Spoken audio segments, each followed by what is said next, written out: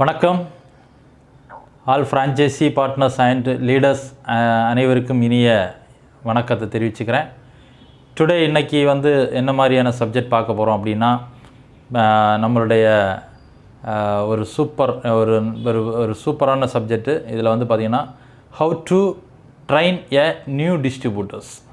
இப்போ நம்மளோட கனெக்ட் ஆகி நம்மளோட ஐடி ரெஜிஸ்டர் பண்ணி நம்மளோட வரக்கூடிய ஒரு டிஸ்ட்ரிபியூட்டர்ஸை, முதல் முறையாக நம்ம கூட வரக்கூடிய டிஸ்ட்ரிபியூட்டர்ஸை எப்படி ட்ரெயின் பண்ணணும், என்னென்ன விஷயங்கள்லாம் சொல்லிக் கொடுத்து அவரை நம்ம ட்ரெயின் பண்ணணும், கற்றுக் கொடுக்கணும், என்னென்ன விஷயங்கள்லாம் பயிற்சி கொடுக்கணும் அப்படின்ற விஷயத்தை பற்றி தான் நம்ம இன்னைக்கு பார்க்க போகிறோம்.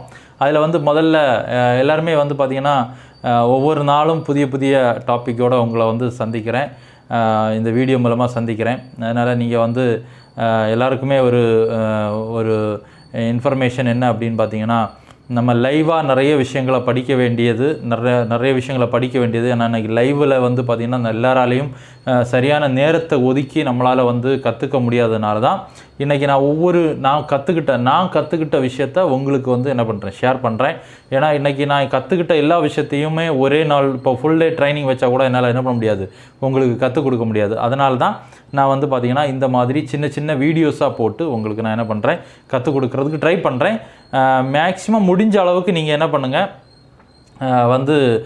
ஃப்ரீயாக இருக்கிற டைமில் இந்த வீடியோஸை பார்த்து இதில் சொல்லி கொடுத்த விஷயத்த நீங்கள் இம்ப்ளிமெண்ட் பண்ணுங்கள். உங்களுடைய டீமில் உங்களுடைய டிஸ்ட்ரிபியூட்டர்ஸுக்கிட்ட எல்லாம் நீங்கள் என்ன பண்ணுங்கள், செயல்படுத்துங்க.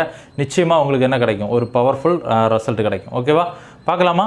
இப்போ நம்ம என்ன பண்ணலாம், how to drain a new distributors, எப்படி நியூ டிஸ்ட்ரிபியூட்டர்ஸாக என்னென்னலாம் நமக்கு ட்ரைன் பண்ணணும் அப்படின்றத பார்க்கலாம். ஓகே, ஃபஸ்ட்டு நம்பர் 1 என்ன அப்படின்னா, set their mind set. First ஒரு நியூ டிஸ்ட்ரிபியூட்டர் நம்மளோட கனெக்ட் ஆகிறாரு, ஒரு நம்மளோட பார்ட்னராக வர்றாரு அப்படின்னா, டிஸ்ட்ரிபியூட்டர் வர்றாங்கன்னா, அந்த முதல்ல அவருடைய மைண்ட் செட்டை நம்ம என்ன பண்ணணும், ஒரு பாசிட்டிவான மைண்ட் செட்டை உருவாக்கி கொடுக்கணும். அதுக்கு ரொம்ப ரொம்ப முக்கியம் என்னென்னா, நம்ம கம்பெனியை பற்றி, நம்ம ப்ராடக்ட்ஸை பற்றி எவ்வளவு பர்ஃபெக்டாக அவருக்கு சொல்லிக் கொடுக்க முடியுமோ, நாம் கற்றுக்கிட்ட முழுக்க அதாவது நம்ம என்னென்ன விஷயங்கள்லாம் கற்றுக்கிட்டோமோ அந்த விஷயத்தெல்லாம் அவருக்கு என்ன பண்ணணும், தெளிவாக அவருக்கு என்ன பண்ணணும், சொல்லிக் கொடுக்கணும். இது கம்பெனியை பற்றியும் ப்ராடக்ட்ஸை பற்றியும் நம்ம என்ன பண்ணணும், அவருக்கு சொல்லிக் கொடுக்கணும். ப்ராடக்ட்ஸை எப்படி யூஸ் பண்ணணும், ப்ராடக்ட்ஸ் எப்படி என்னென்ன மெத்தட்லலாம் பயன்படுத்தணும் அப்படின்ற எல்லா விதமான நாலேஜும் அவருக்கு என்ன பண்ணணும், சொல்லிக் கொடுக்கணும்.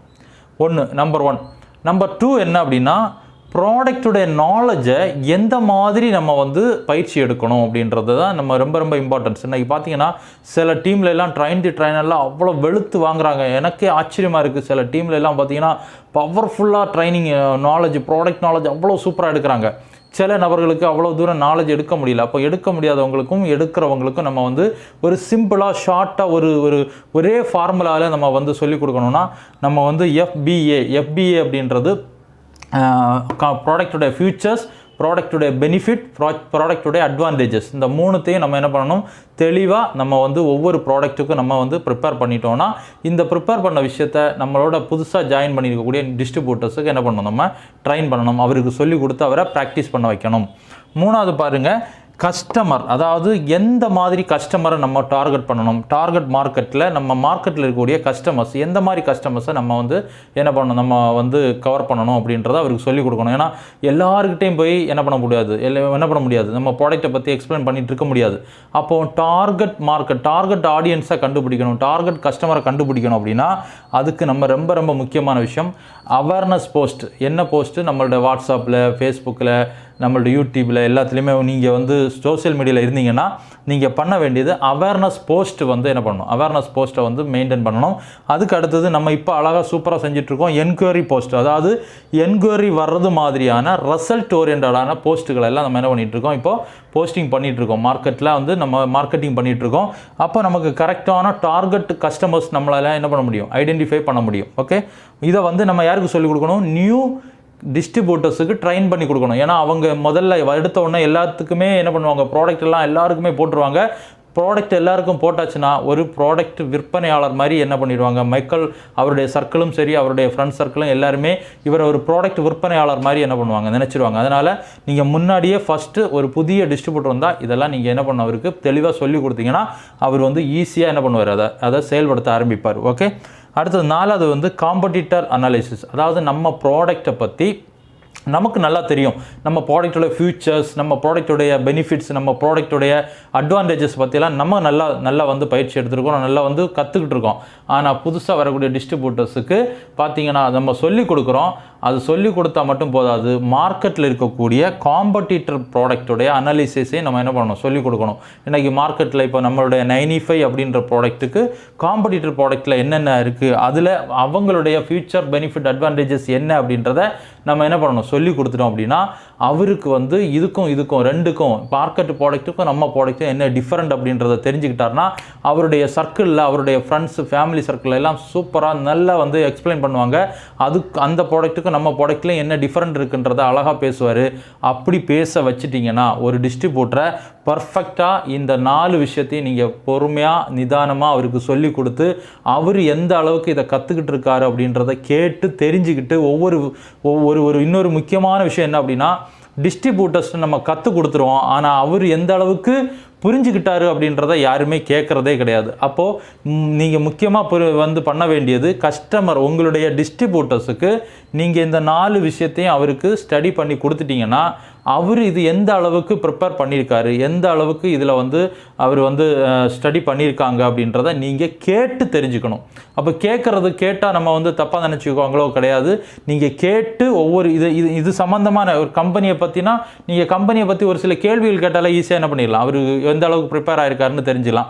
ப்ராடக்ட்டை பற்றி ஒரு சில கேள்விகள் கேட்டாலே எந்த அளவுக்கு ப்ராடக்ட்டை ப்ரிப்பேர் பண்ணியிருக்காருன்னு தெரிஞ்சுக்கலாம். அதே மாதிரி பார்த்தீங்கன்னா FBA ப்ராடக்ட்டோட FBA பற்றி ஏதாவது ஃபியூச்சர்ஸ் பற்றியோ பெனிஃபிட் பற்றியோ சொல்லுங்கன்னு சொன்னால் அவர் சொல்லும்போது உங்களுக்கு தெரிஞ்சிடும், சார் வந்து நம்ம டிஸ்ட்ரிபியூட்டர் வந்து பர்ஃபெக்டாக என்ன பண்ணியிருக்காரு, லேர்ன் பண்ணியிருக்காரு அப்படின்னு தெரிஞ்சிடும். அதே மாதிரி அவருடைய போஸ்டிங், அவர் வந்து மார்க்கெட்டிங் பண்ணக்கூடிய அந்த அவேர்னஸ் பண்ணக்கூடிய போஸ்டிங் வந்து உங்களுக்கு அவர் பண்ண தெரிலன்னா நீங்கள் ஒரு வாட்டி என்ன பண்ணுங்கள், அதை வந்து செஞ்சு காமிச்சு கொடுங்க. நிச்சயமாக பவர்ஃபுல் ரிசல்ட் கிடைக்கும். உங்களுடைய டிஸ்ட்ரிபியூட்டர்ஸை நீங்கள் எந்த அளவுக்கு பவர்ஃபுல்லாக சூப்பராக தயார் பண்ணுறீங்களோ அந்த அளவுக்கு உங்கள் பிஸ்னஸ் பவர்ஃபுல்லாக என்ன ஆகிடும், சக்ஸஸ்ஃபுல்லாக நடக்க ஆரம்பிக்கும். Okay, all franchise partners and leaders, உங்களுடைய டீமில் வரக்கூடிய உங்களுடைய மூலமாக வரக்கூடிய டிஸ்ட்ரிபியூட்டர்ஸை எந்த மாதிரி விஷயங்களை நம்ம வந்து அவங்களுக்கு ட்ரெயின் பண்ணணும், சொல்லிக் கொடுக்கணுன்ற விஷயத்த நீங்கள் பார்த்துருக்கீங்க. 4 விஷயம். 1, செட் தயர் மைண்ட் செட். முதல்ல அவங்க மைண்ட் செட்டை நல்ல பாசிட்டிவ் ஆகுங்க.